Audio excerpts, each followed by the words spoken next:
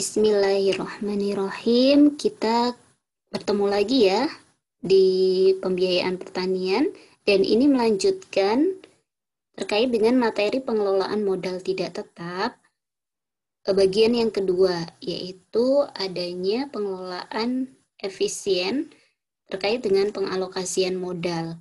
Nah, kita review dulu. Sebelumnya kita sudah mempelajari ya adanya prinsip dari manajer pertanian ketika mereka melakukan pengelolaan modal. Kemarin ada 5 prinsip yang sudah kita bahas sebelumnya.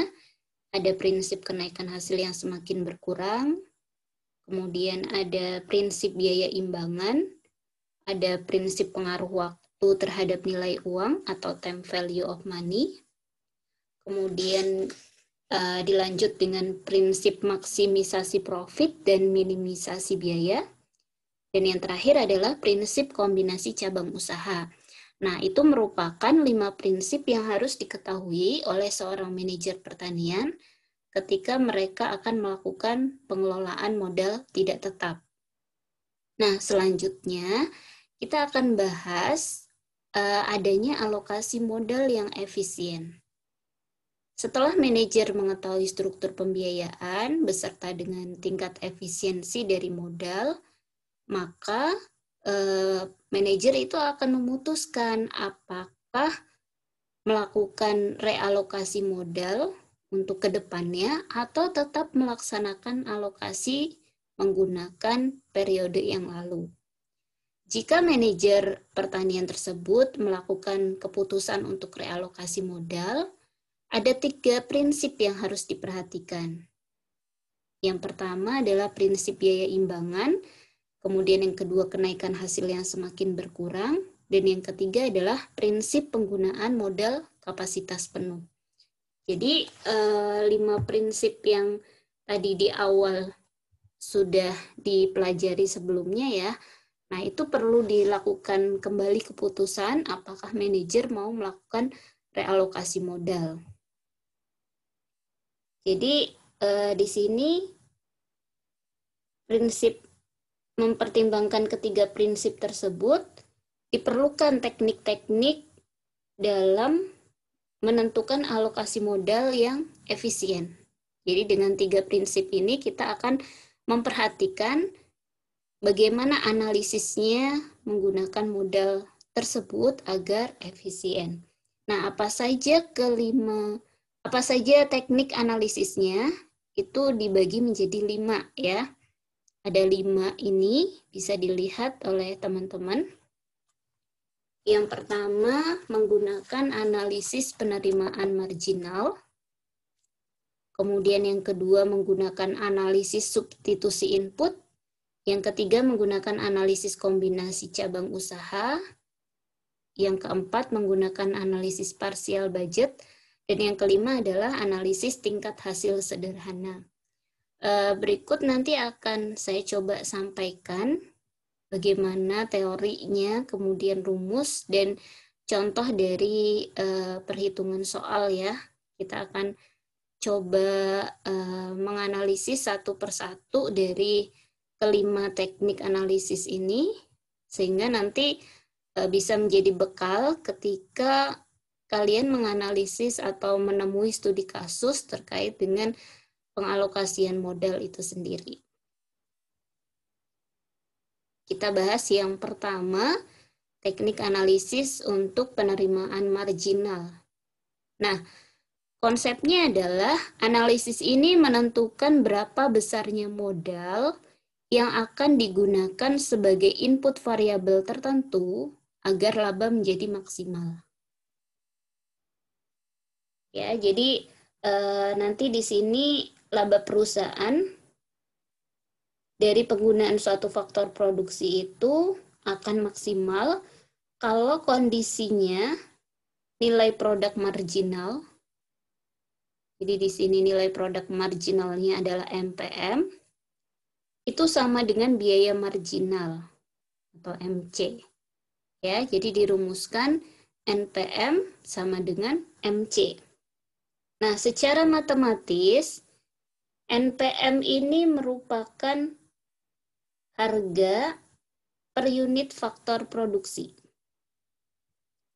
Ya, jadi NPM itu sama dengan harga per unit faktor produksi. Nah, kita coba jabarkan nilai produk marginal itu sendiri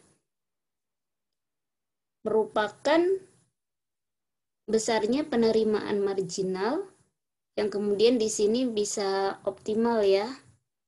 Optimalnya itu pada saat DY per DX dikalikan PY. DY itu adalah kenaikan hasil dari faktor produksi, kemudian DX itu adalah kenaikan faktor produksinya. Jadi ini yang Y itu kenaikan hasilnya, sedangkan yang X ini adalah kenaikan faktor produksinya. Dikalikan dengan PY itu berarti harga per unit hasil produksi.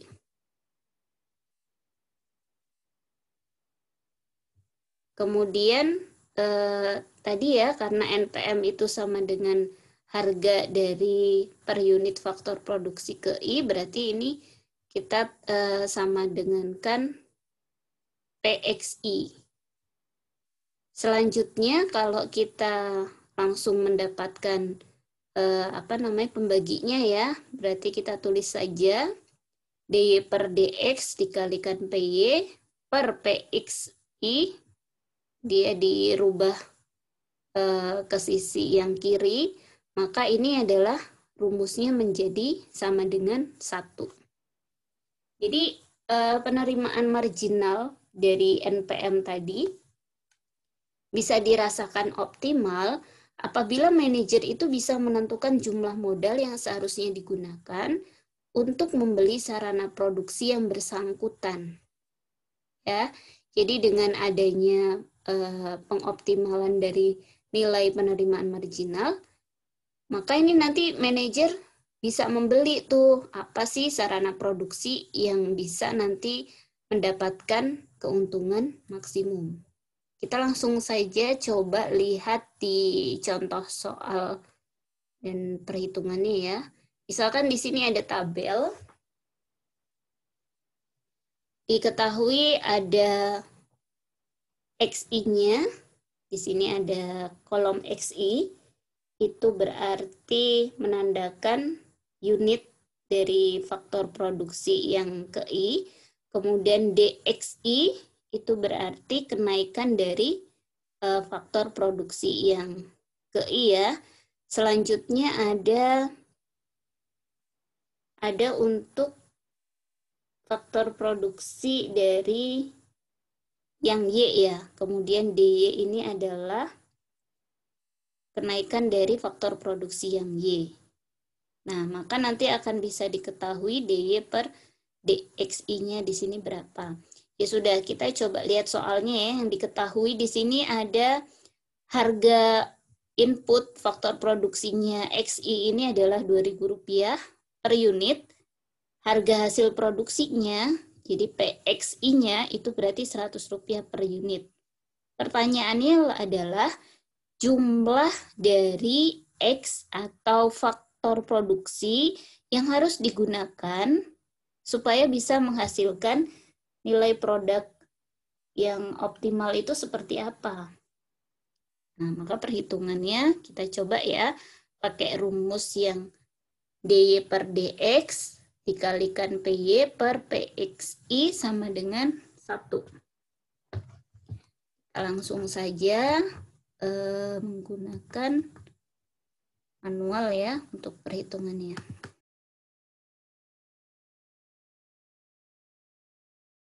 Ya, lebih mudahnya. DY per DX kemudian dikalikan PY. Kita coba cek tadi harga PY-nya. Harga PY-nya adalah 100 ya. Berarti kita dikalikan 100. Kemudian pembaginya berarti PXI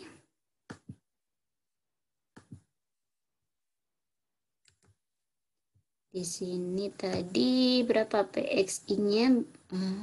Berarti harga untuk inputnya ya.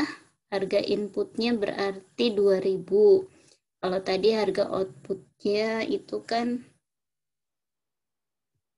sebentar.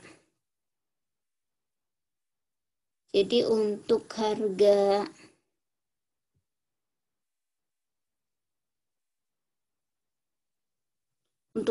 hasil produksinya kan tadi 100, berarti PY benar 100. Kemudian untuk harga inputnya tadi diketahui XI ini ya, berarti 2000. Berarti pernya di sini adalah 2000.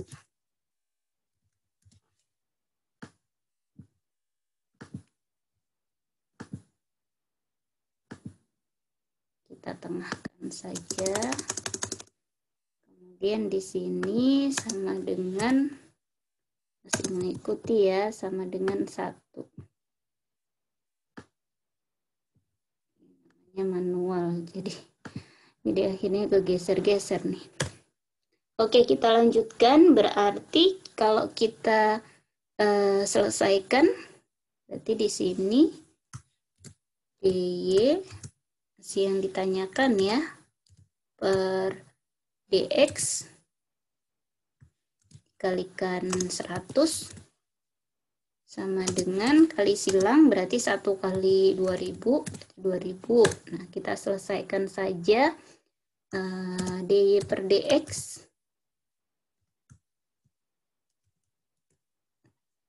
Langsung ya, sudah tidak memakai tanda kurung. DY per DX berarti sama dengan 2000 dibagi 100. Hasilnya 20 ya. Nah, 20 ini menandakan bahwa keuntungan untuk maksimumnya, ini kan 20 ini berarti tercapai pada saat unit inputnya 20 ya. Pada saat DY per DX-nya 20. Jadi keuntungan maksimumnya tercapai pada saat DY per DX-nya 20. Kita coba lihat tabelnya. Pada saat terjadi 20 itu kan ada di penggunaan input ke-7 ya. XI yang ke-7 ini. Walaupun di sini tertulisnya 22, tapi kisarannya kan 20-an lebih nih.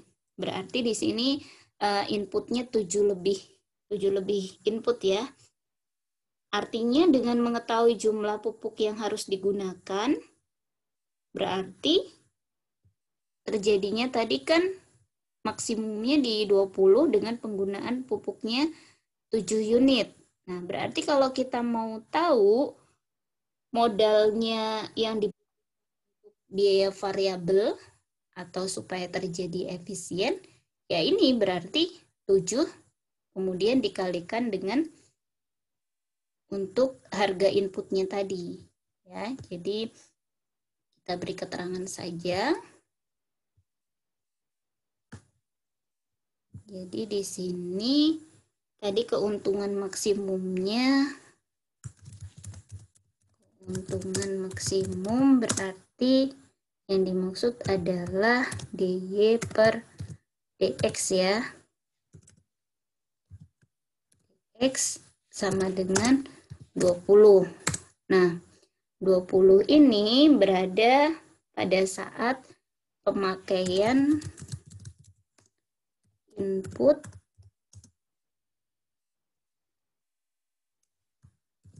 X itu sama dengan 7 unit.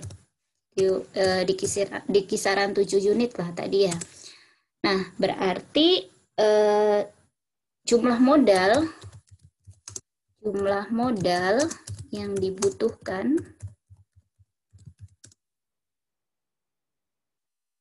untuk mendapatkan biaya variabel yang efisien dengan variabel 7, berarti kita kalikan saja 7 dikalikan dengan harga dari input produksinya tadi. Harganya kan tadi 2000 ya. Ya sudah, berarti bisa dikatakan bahwa jumlah modal yang dibutuhkan 14.000 ya.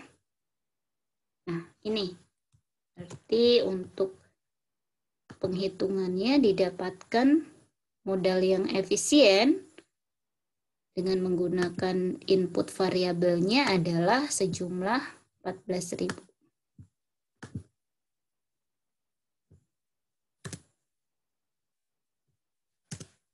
Seperti ini. Oke, kita lanjut ya. Semoga bisa dipahami. Kalau ada yang masih bingung, kesulitan, bisa disampaikan di kolom komentar. Kita lanjut ke teknik analisis yang kedua. Dalam pengalokasian modal yang efisien adalah substitusi input. Nah, analisis ini untuk menentukan kombinasi penggunaan faktor produksi atau input agar modal yang digunakan itu menghasilkan sejumlah tertentu menjadi minimal. Nah, di sini ada perbandingan ya atau rasio dari substitusi input. Jadi substitusi input ini apabila perusahaan punya modal terbatas dan manajer menilai bahwa volume hasil yang dicapai itu sudah cukup untuk memenuhi permintaan pasar. Nah, kita akan menggunakan teknik ini dengan mengkombinasikan 2 atau lebih input agar optimal ya. Maka dirumuskan di situ rasio jumlah unit dari yang input digantikan. Berarti input yang digantikan tuh yang lama, kemudian dibagi dengan jumlah unit input yang menggantikan. Berarti ini yang baru. Kemudian kita sama dengankan. Nah, harganya PXM itu berarti harga dari faktor produksi yang mengganti dibagi dengan PXD itu berarti harga faktor produksi yang diganti. Nah, saya lupa ya, tadi ada delta. Kalau ada delta ini berarti ada suatu perubahan. Nah, perubahannya itu bisa berupa kenaikan atau penurunan. Jadi kalau arahnya ke perubahan yang digantikan, itu biasanya ada suatu penurunan ya. Tapi kalau dia perubahannya menggantikan, itu biasanya kenaikan. Tapi kita coba aplikasikan di contoh soal dengan perhitungannya supaya tidak bingung. Intinya di substitusi input ini, si manajer akan menggunakan kombinasi dari faktor produksi dengan yang lama dengan yang baru ya. Itu saja, coba kita cek nih. Nah, di sini ada kombinasi dari X1 dan X2 untuk menghasilkan 1000 unit. Jadi X1 ini misalkan ada faktor produksinya pupuk, kemudian X2 misalkan ada benih, ini misalkan saja. Tapi bisa berbeda halnya ya atau berkebalikan. Nah, kita rumuskan dulu. Di sini tadi ada perubahan dari faktor produksi yang diganti dibagi dengan perubahan faktor produksi yang mengganti. Kita cek dulu.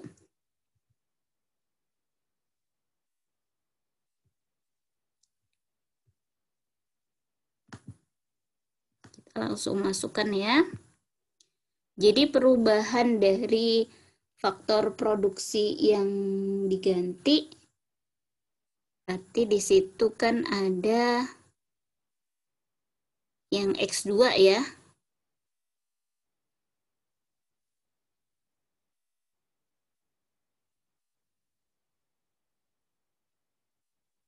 Atau kita coba analisis dulu tabelnya. Jadi kalau di tabel 21, kita akan melihat kenaikan dari faktor X1. Coba kita perbesar dulu ya. Kita lihat dari perubahan faktor X1. atau DX1 ya. Ini DX1 nih. 15, 20, 25 dan seterusnya, berarti ini DX1-nya itu kan 5. Ya, berarti secara tidak langsung nanti untuk delta X diganti itu berarti 5. Sedangkan untuk yang delta X2 itu kan karena akibat dari pertambahan faktor produksi, berarti akan menyebabkan penurunan dari faktor produksi yang lain gitu. Yang X2 ini akan berkurang atau semakin menurun. Nah, berarti kita bisa lihat di sini 200 ke 165 ke 140. Oke, berarti kita menerapkan dulu rumusnya untuk memperoleh kombinasi optimal dulu ya. Kita coba. Tadi sudah diketahui perubahan dari yang diganti. Delta X1 itu berarti 5. Kemudian DX2-nya kita coba cari dulu untuk mendapatkan kombinasi yang optimal.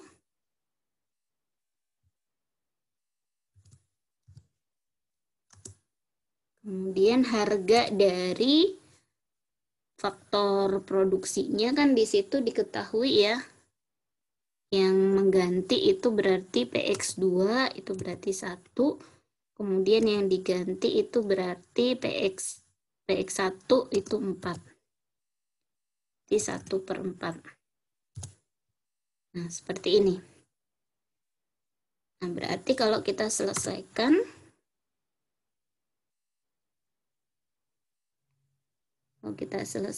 ini kali silang, berarti 0,25 ya. Ini kan 1/4 ini kan 0,25. Berarti 0,25 DX2 itu sama dengan 5. Artinya berarti diketahui untuk kombinasi dari penggunaan input yang mengganti DX2, perubahannya adalah sebesar 5 dibagi 0,25. 5 dibagi 0,25. Hasilnya adalah 20 ya. Kita coba perbesar dahulu. Nah, ini sudah diketahui, berarti pada saat perubahannya X2 itu 20, kita coba cari. Nah, ini kan ketahuan nih. Kalau 200 ke 165 itu berarti 35 ya. 165 ke 140 berarti 25. Nah, 140 ke 120 inilah yang terjadi perubahan yang dimaksud tadi. Yang didapatkan substitusi input yang dianggap menghasilkan sejumlah tertentu menjadi minimal. Berarti kita ketahui di situ kombinasi optimalnya pada saat perubahan X2-nya 20 unit. Ya, jadi ini optimalnya, saya beri keterangan kombinasi optimal.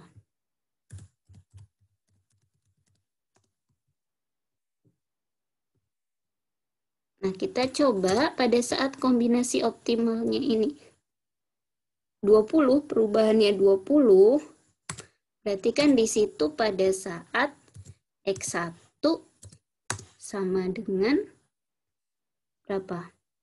25 ya.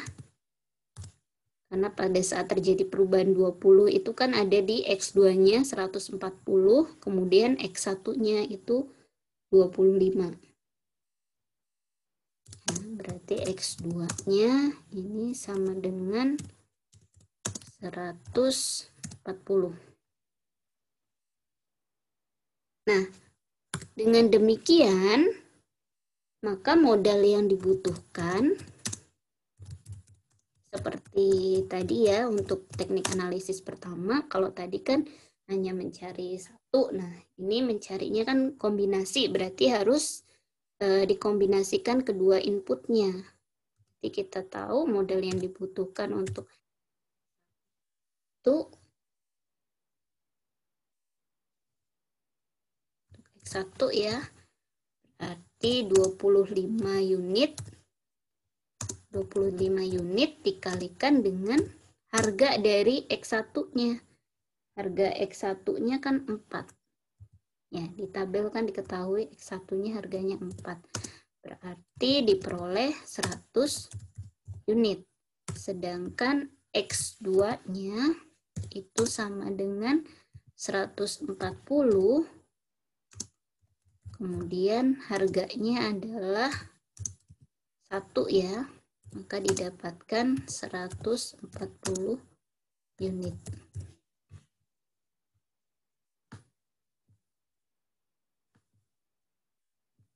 Nah, kalau dikombinasikan ya berarti total modal yang dibutuhkan ditambahkan saja. Berarti totalnya sama dengan berapa? 100 ditambah dengan 140. Berarti 240. Oke, seperti ini ya. Jadi untuk menghasilkan kombinasi optimal dari penggunaan input tersebut, maka total modal yang dibutuhkan adalah sebanyak 240 unit. Kok 240 unit? Bukan ya. 240 rupiah. Nah, yang di atasnya juga salah berarti ini. Jadi karena modal yang dibutuhkan berarti satuannya adalah rupiah. Oke, selesai untuk yang kedua. Silakan kalau masih bingung juga bisa ditanyakan di kolom chat. Oke, kita lanjut untuk yang teknik analisis ketiga, disebut dengan analisis kombinasi cabang usaha. Nah, analisis ini biasanya kan untuk membantu begitu perusahaan pertanian yang mengelola 2 atau lebih cabang sekaligus. Misalkan ada suatu pertanian yang di situ mengelola di dalamnya ada cabang, misalkan usaha sayuran begitu kan, dengan diiringi dengan usaha peternakan. Nah, maka di sini nanti akan bisa dilakukan kombinasi optimum dari cabang usaha tersebut. Nah, dalam kasus seperti ini bisa juga terjadi persaingan antar cabang usaha dalam penggunaan faktor produksi. Tapi kemudian nanti bisa memperhatikan nilai keuntungan yang diperoleh ini lebih maksimal yang mana begitu. Jadi teknik analisis yang dapat digunakan untuk menentukan berapa seharusnya hasil yang optimal itu dilihat dari masing-masing cabang usaha yang kemudian nanti kita akan tentukan ya hasil yang optimal tersebut untuk mendapatkan laba yang maksimal. Nah, kalau kita rumuskan, maka di situ bisa diketahui kombinasi optimum antara 2 cabang usaha dalam penggunaan sumber daya tercapai jika rasio substitusi, jadi di sini rasio substitusinya adalah DY1, antara komoditas yang diganti dengan komoditas penggantinya itu dibagi. Sama juga dengan rumus sebelumnya, maka di situ akan substitusikan juga ya dengan harga dari komoditas pengganti dibagi dengan harga komoditas yang diganti. Jadi ini DY1 ini, kalau yang tadi rumus sebelumnya kan ada perubahan kenaikan dari input ya. Nah, kalau yang ini menggunakan rumus DY1 itu cabang usaha yang diganti, kemudian DY2 itu cabang usaha yang mengganti. Kita coba terapkan di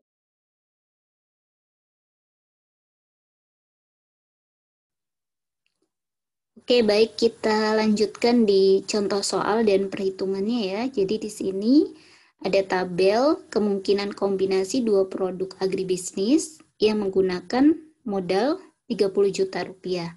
Sesuai dengan rumus terkait dengan kombinasi cabang usaha, maka di situ kita memperhatikan untuk mencari dari kombinasi optimumnya. Kita tulis dulu saja DY1, kemudian dibagi dengan DY2, sama dengan harga dari Y2 ya. Harga dari Y2 di situ diketahui 60, kemudian harga Y1-nya 105.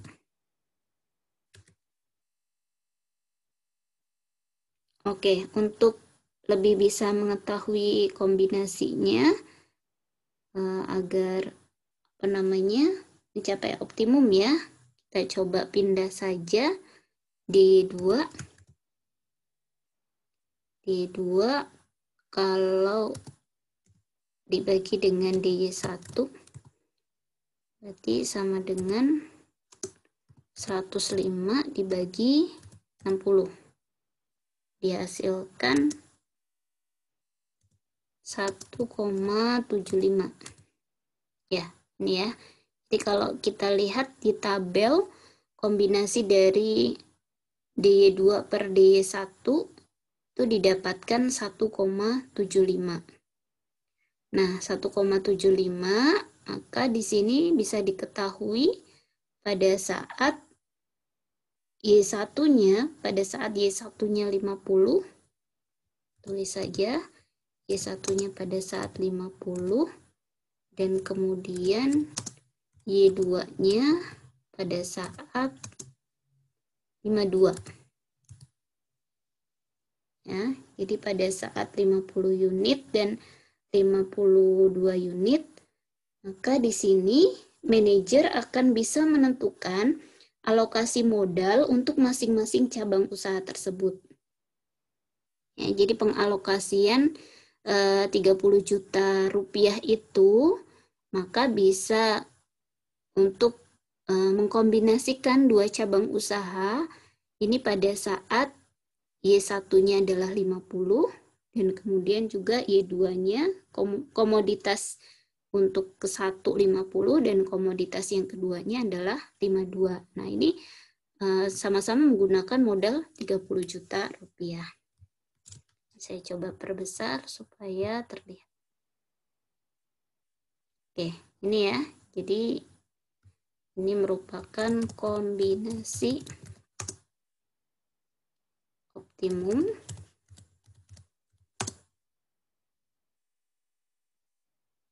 yang tercapai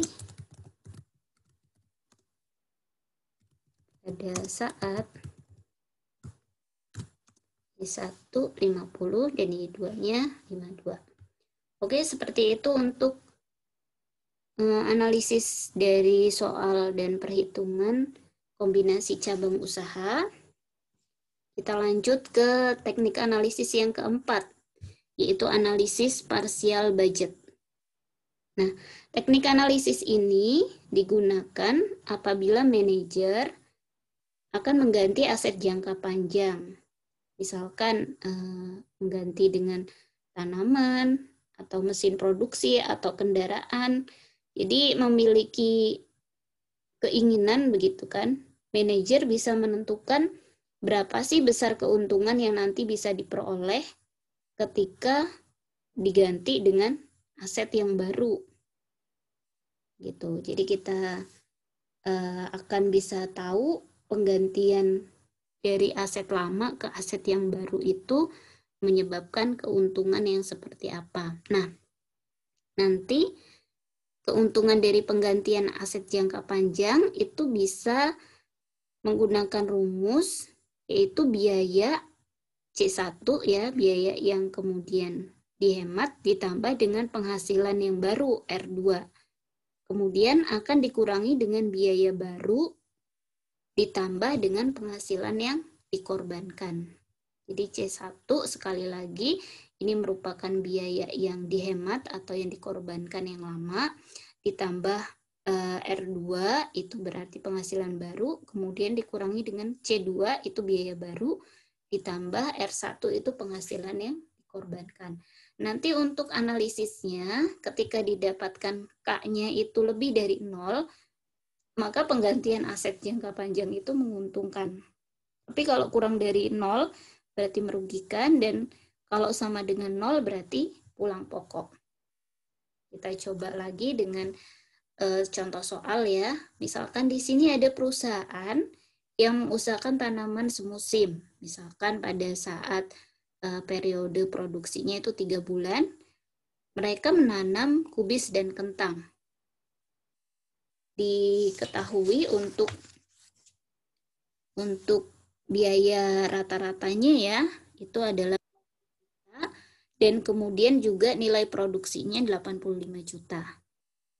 Nah, pada saat melakukan kegiatan tanaman semusim tersebut, maka perusahaan memutuskan untuk mengubah sebagian lahannya untuk kegiatan penggemukan sapi. Di situ ternyata didapatkan biaya untuk sapi mengeluarkan sebanyak 122 juta, dan kemudian untuk nilai produksinya dari usaha sapi itu adalah 200 juta. Nah, dari perubahan lahan yang awalnya untuk sayur menjadi penggemukan sapi, itu kan berarti akan mengorbankan dari yang sayur ya. Nah, akhirnya perubahan tersebut diketahui itu sebesar nilai produksinya turun menjadi 45 juta, dan kemudian biayanya itu berkurang menjadi 12 juta. Nah, maka kita akan melihat keuntungan dari perubahan komoditas tersebut itu seperti apa. Ya, pertama kita akan menghitung dari biaya usaha sayurannya. Biaya usaha sayuran C1 itu kan berarti awalnya 20 juta ya. Terus karena ada perubahan itu menjadi lahan penggemukan sapi, berarti ada pengurangan sebanyak 12 juta. Artinya biaya usaha sayuran ketika diperhitungkan dengan partial budget dengan perubahan dari usaha ke penggemukan sapi itu, maka di situ biaya usaha sayurannya berubah menjadi 8 juta ya. Selanjutnya untuk biaya usaha sapi itu kan sudah diketahui 122 juta. Kemudian penerimaan baru dari sayuran dan sapi berarti kan kita menambahkan dari sayuran itu yang tadi mengalami perubahan kan 45 juta ya. Berarti ditambahkan saja 45 juta ini dari sayuran, kemudian ditambah dengan yang dari sapi. Yang dari sapinya itu kan 200 juta. Jadi didapatkan penerimaan baru dari pengorbanan yang tadi sayuran dengan yang sapi itu sebanyak 245 juta. Nah, sedangkan untuk yang dikorbankan di sayuran berarti kan di sini didapatkan awalnya 85 juta ya. 85 juta kemudian dikurangi dengan yang perubahannya ini. Perubahannya untuk menjadi sapi, penggemukan sapi itu akhirnya kan mengganti dari sayurnya ini dari 85 juta menjadi 45 juta. Berarti didapatkan hasilnya 40 juta. Sudah, kita coba masukkan ke rumus. Keuntungannya dari perubahan usaha tersebut, maka C1-nya kita dapatkan tadi 8 juta. Dikurung dulu ya, 8 juta. Kemudian ditambah dengan R2-nya adalah 245 juta. Dikurangi dengan biaya usaha sapi yang C2 itu berarti sebanyak 122 juta ditambah dengan penerimaan yang dikorbankan dari tadi atau R1 itu 40 juta. Kita coba hitung 8 tambah 245 berarti 253 ya. Kemudian dikurangi dengan 122 ditambah 40 berarti 162. Ya. Kalau dikurangi berarti 253 dikurangi 162 ini menghasilkan 91. Ya, benar ya, 91. Ini merupakan keuntungan. Jadi keuntungan ketika mengadakan perubahan usaha dari sayuran, kemudian dengan adanya sapi potong, maka di situ memperoleh tambahan keuntungan 91 juta selama periode produksinya 3 bulan. Gitu ya. Oke, kita lanjut yang teknik analisis terakhir. Semoga satu persatu bisa sama-sama dipahami ya. Kalau misalkan agak pusing, itu boleh di jeda-jeda begitu. Nanti teman-teman silakan di bagian mana yang mau ditanyakan atau yang masih kesulitan. Kita langsung menuju ke teknik analisis yang terakhir. Yang kelima adalah metode tingkat hasil sederhana.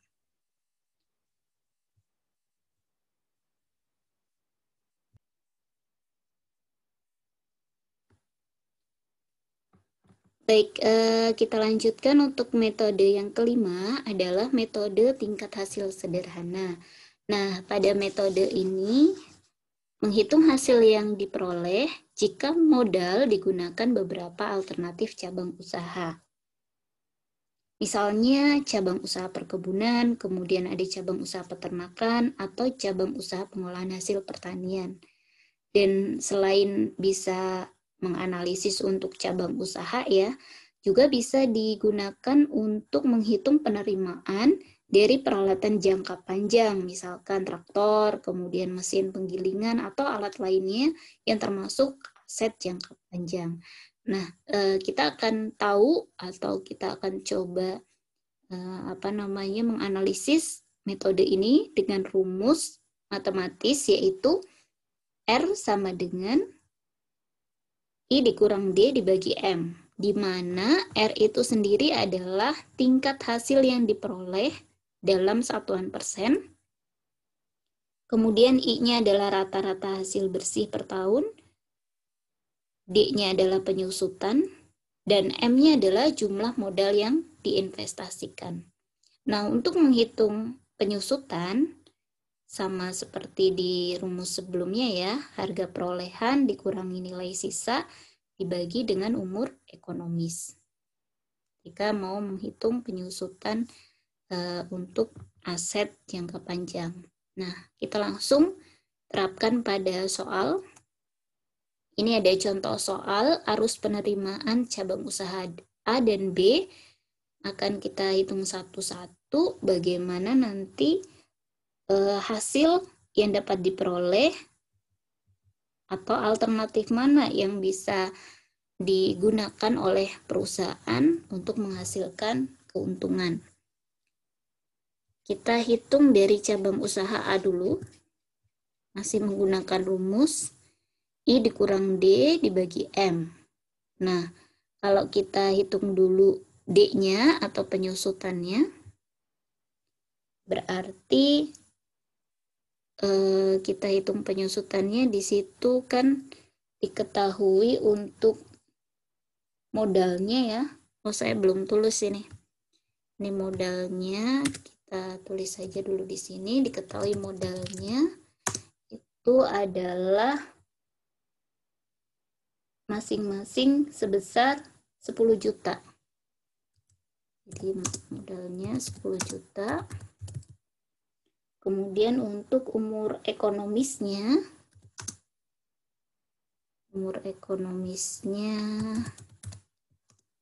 diketahui 5 tahun.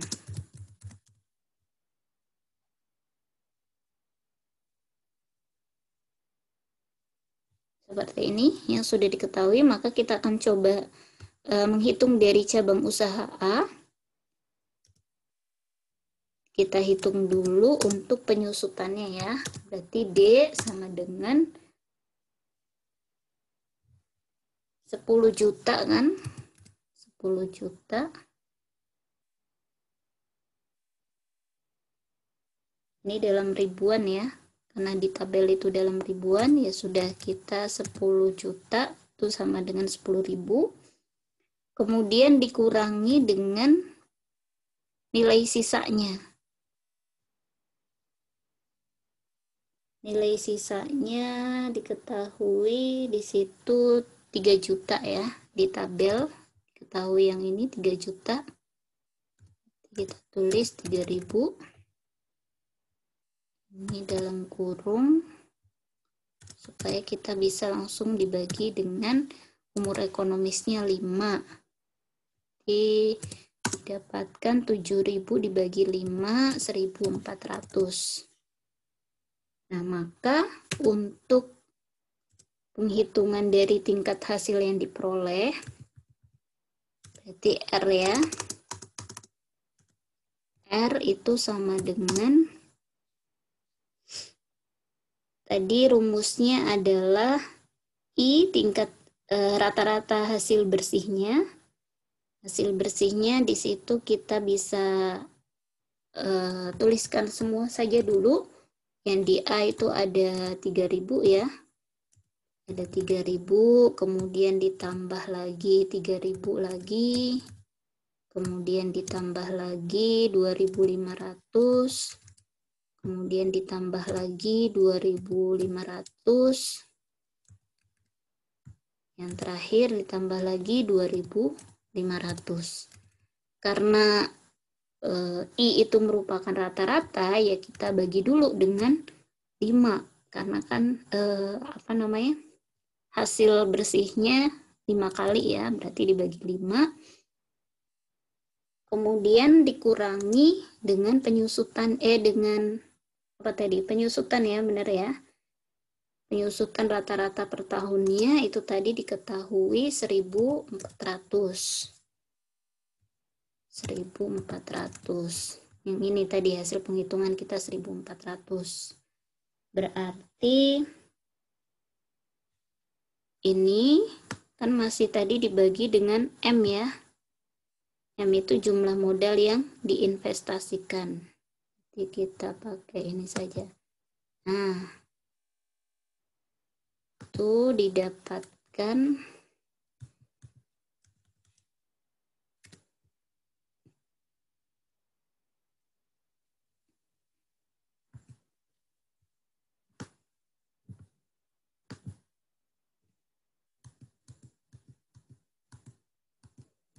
bagi M-nya 10 juta ya.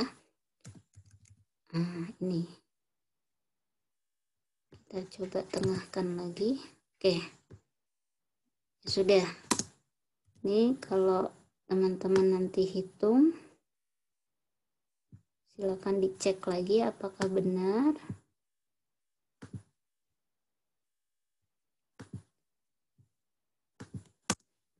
Rp3.000 tambah 3.000, 6.000, ditambah 5.000, 11.000, tambah 2,5, 11.000 ditambah 2,5 berarti 13,5 ya. Kemudian 13.500 dibagi 5. Udah saya langsung ini ya, 13.500 sambil saya hitung di kalkulator. 13.500 dibagi dengan 5, 2.700. Saya tulis saja. Kemudian dikurang dengan 1.400. Baru dibagi dengan 10.000 ya.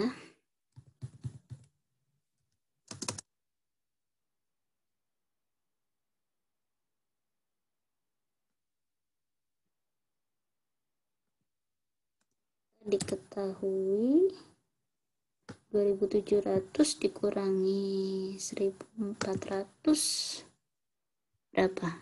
2.700 dikurang 1.400 itu 1.300 ya.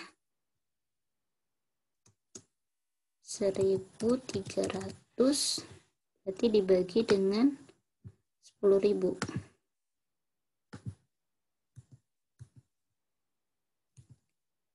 Bagi dengan 10.000.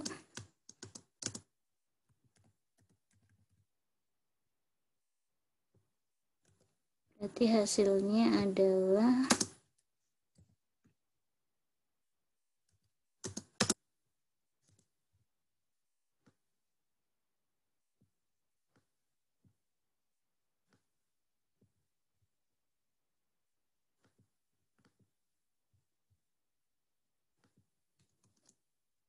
0,13 ya. 0,13 kalau dijadikan persen berarti 13%.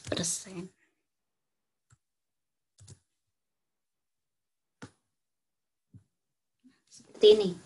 Ini untuk penghitungan yang cabang usaha A. Kalau cabang usaha B ya sudah sama kita perhitungkan. Ini saya coba cari tempat nih supaya cukup. Oke, kita lanjut di cabang usaha B ya. Kita cari juga penyusutan per tahunnya.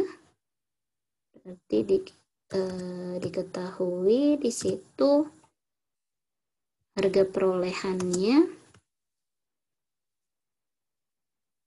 adalah 10 juta. Kemudian nilai sisanya yang B itu kan 2 juta ya. 2 juta dibagi dengan umur ekonomisnya sama 5. Berarti 10 juta dikurang 2 juta 8 juta. 8 juta dibagi 5 berarti 1.600 ya. 1.600. Oke. Nah, ini 1.600 ini merupakan penyusutan dari cabang usaha B. Maka dari penyusutan kita bisa cari untuk tingkat hasil yang diperoleh dari usaha B, cabang usaha B itu R sama dengan rumusnya tadi adalah rata-rata hasil bersih I ya. Berarti kita tulis saja semuanya di situ 2.500, kemudian ditambah 2.500, terus ditambah lagi sama 2.500, terus yang keempat dan kelimanya itu 3.000, ditambah lagi 3.500. Terus dibagi dengan 5. Dikurangi dengan penyusutannya 1.600. Nah, begini. Terus dibagi dengan jumlah modal yang diinvestasikan. Jumlah modal yang diinvestasikan sama ya, sebesar 10 juta. Berarti kita coba hitung 2,5 kali 3, 7,5 tambah 7,5 tambah 6,5 ya. 7,5 ditambah 6,5 itu berarti 14 juta. Terus dikurangi dengan 1.000. Belum ya, dibagi 5.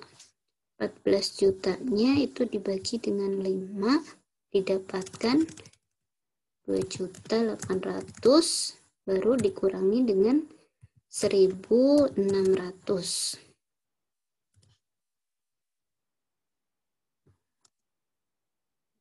Ini dibagi dengan 10 juta. Oh, kebanyakan nol.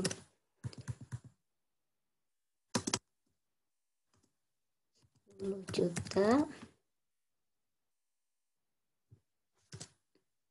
Berarti di sini 2.800 dikurangi 1.600 itu 1.200 ya.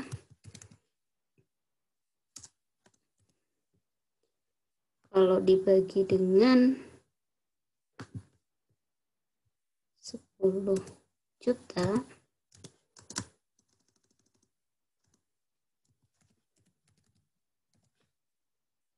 berarti didapatkan hasilnya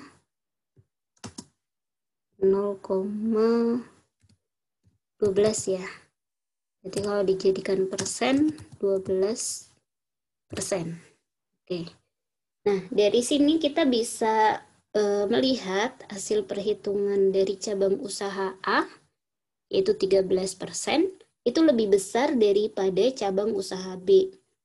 Maka dengan dasar ini, pengusaha atau manajer pertanian itu bisa menetapkan bahwa modal yang terbatas, yaitu 10 juta tadi, lebih baik dialokasikan untuk cabang usaha A, karena dia bisa menghasilkan tingkat hasil yang lebih besar daripada yang B.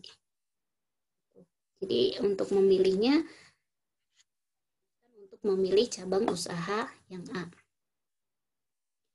Oke, untuk 5 teknik analisis mungkin bisa dipelajari dan bisa silakan disimak dari video yang sudah saya paparkan ini. Kalau misalkan masih ada kesulitan, silakan bisa ditanyakan melalui WA atau melalui langsung kolom komentar. Saya ucapkan terima kasih untuk segala perhatiannya, begitu kan. Kalau mau direview lagi terkait dengan analisis untuk pengelolaan modal yang efisien, tadi ada analisis penerimaan marginal, kemudian yang kedua ada analisis substitut, selanjutnya analisis kombinasi cabang usaha, yang ketiga, dan yang keempat analisis parsial budget, serta yang terakhir, yang kelima yang sudah kita bahas tadi adalah menggunakan metode tingkat hasil sederhana. Masing-masing memiliki kepentingan atau tujuan yang berbeda-beda, tapi di situ manajer itu bisa mengambil keputusan bagaimana atau teknik mana yang akan dipakai sesuai dengan kebutuhan perusahaannya. Terima kasih sekali lagi saya ucapkan kepada mahasiswa ataupun juga asisten yang telah menyimak video ini. Semoga bermanfaat. Mohon maaf kalau ada yang kurang berkenan. Saya akhiri. Assalamualaikum warahmatullahi wabarakatuh.